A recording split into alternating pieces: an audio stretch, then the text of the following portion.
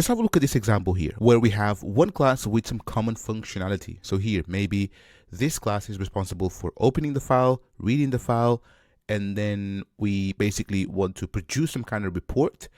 And here, this will be an abstract method, so that all of these different implementations, they can just basically change a slight variation of the main functionality.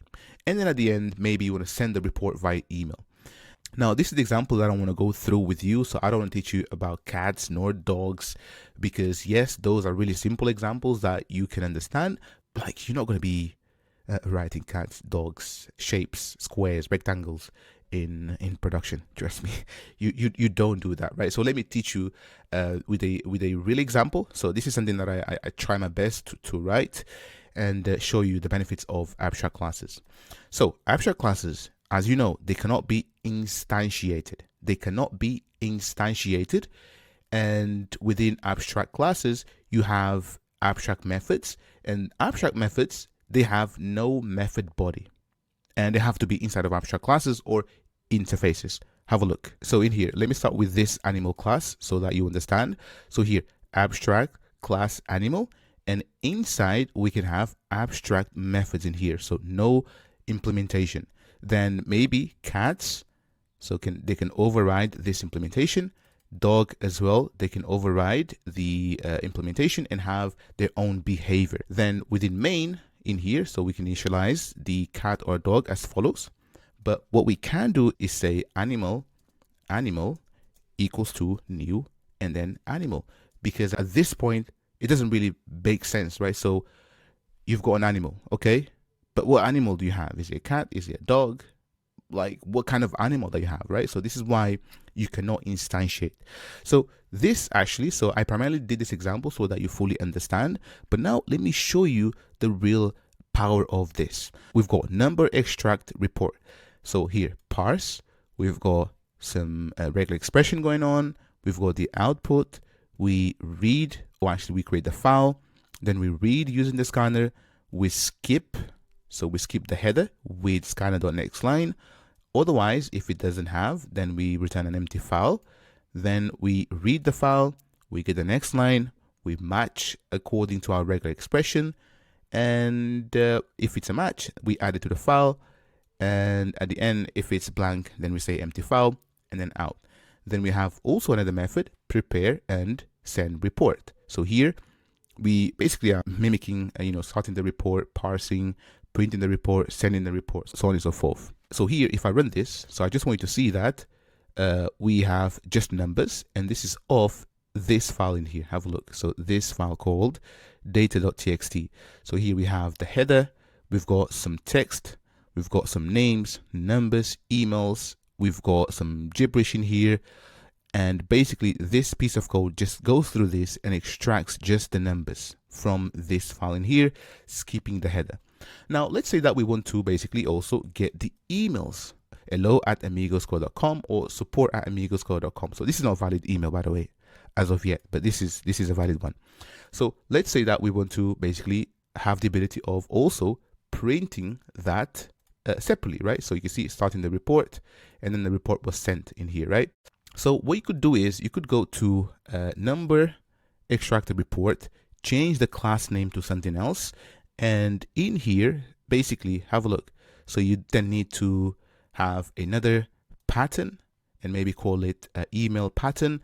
And then you would say, right, so at this point, if the one that I've selected, so maybe if, and then phone number. So this is not valid, but I'm just giving the gist of it. So if phone number, then we use this pattern. Otherwise, so we could have another if, and then email, and then there we go. Now, if we want to extract, for example, names or any other piece of information based on a regular expression, you can see that we need to embed a bunch of if statements. And if you remember correctly from the video for solid principles, a class should be closed for modification, but open for extension. If you forgot that video, just go back and explain this. So here we are violating this rule. So what we're going to do is the following. We're going to abstract all of this. We're going to create an abstract class. We're going to have a common class with common functionality. And this is what really abstract classes gives us. It avoids code duplication and increases reusability. And the purpose really is that we can have a class that acts as a base for subclass. And then we can encapsulate some of the functionality or common functionality in one place and let subclasses implement the differences. So the difference here will be whether it's a phone number that you're looking for or something else. And basically what we want to do is this right here. Have an abstract class and then have these subclasses implement the differences. So let's go back to IntelliJ. All right, cool. So in here, what we're going to do is let's basically create extractor report. I'm just going to duplicate this for now. And I'm going to call it extractor report. Okay. So let's have a look at this class and see how we can improve on this. So here, the pattern. So the pattern here, we want these subclasses to be able to provide us with this pattern in here. So let's just get rid of that. And what we're going to do is, the first thing is actually, I forgot. So we need to say this is an abstract class. And within abstract classes, you can have abstract methods, but also non-abstract methods. But here we are missing this here. So let's just have a method here. So we're going to say public. And this will be pattern. So pattern. And then I'm going to say get and then pattern. There we go. And end this with semicolon. Now here, I want this to be abstract. I want the subclasses to override this. So here, abstract. As simple as this. Now at this point, I can just say get and then pattern and problem solve here. Now the other thing is, I want maybe for these classes to tell me what kind of report that they want. So here, let's just say public and then abstract and then string. So maybe the names. Get report name. So get report name. All right, cool. So nice and easy. And at this point in here, I could just basically say starting report, and maybe I can just add the report in there, right? So I can say plus and then get report name plus, and then basically the 3 dots. And then at the end, let's just do the same. So I'm just going to copy that and then remove those 3 dots, space, paste that, and then that's it. I think that's it. We just leave it like that. All right, cool. So this is nice and simple. So now you can see that this method is actually private now. So we can say private, and whenever we invoke, so this method will be the one that we basically need to invoke. But you can see that we have some hidden functionality in here, and this is common for all subclasses. Now let's create the number. So, or basically let's just use the number extractor report. So this now will basically extends and then the class, so extractor report. And now this is complaining because we need to override few methods. So we need to implement the get pattern as well as get report name. So let's just do that. And now, so for the pattern, I'm going to take this in here and I'm going to make it static. So basically just like that. So private and then static and then the pattern. So let me just put this on a new line so you can see. So we've got the pattern, and let's just say static and then final and then pattern, and let's just give it a name. So pattern, just like that. Cool. So now for the get pattern, we're going to return the pattern. For the name, I'm just going to say in here phone numbers. There we go. So that's the name of the report. And so for the parse functionality, basically we can get rid of all of this. So we can get rid of all of this, and the same with this. There we go. So now have a look how this class became super simple. So let me actually test this just to prove that it works. So let's just go to main, and in here, so you see that we have new number extractor, and then we have access to prepare and send report. So if I run this, you can see that we have the exact same output. Have a look. So this is basically the phone numbers in here that we have. And one thing to bear in mind is, have a look, starting report and then numbers. And this is basically the abstract method that we did override, but also the pattern. Now, let's say that we are interested in emails. So all we do is we basically create a new class. So Java class, and then email, and then extractor report. There we go.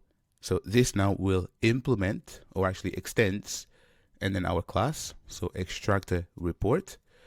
And we need to override two things. So the pattern as well as the report name. So this will be emails. So I'm just going to call it emails, and then get pattern in here. So this now we can basically have a look at the regular expression for email. So I never remember this. So let me just copy from here. So this, let's just take this first and then put it here. There we go. But then for the email, so let's go to Stack Overflow. And if you type email regex Java, Stack Overflow, click on that one. And if you scroll down, you should see that they give you the pattern.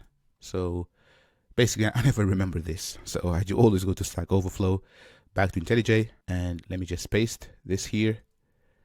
And there we go. So we can even test this actually. So within IntelliJ, if you want to test your regular expressions, so here, so because this is a regular expression, I can just basically press Alt and then Enter, check regex, hello at gmail.com, and voila, you see that it works. So if I say .c, that's not valid, .com, if I remove the at, there we go, also not valid. Awesome feature that you should be using. Cool. So here we have the email pattern. Now what we have to do is just return the pattern. So let's just return the pattern and job done. Now let's basically go to main and let's basically extract this to a variable. That's the path. And I'm going to do the same thing. So here, instead of number, so this will be email report extractor dot prepare and send report. If I run this, voila, have a look. So this actually, let's just say south here and run again.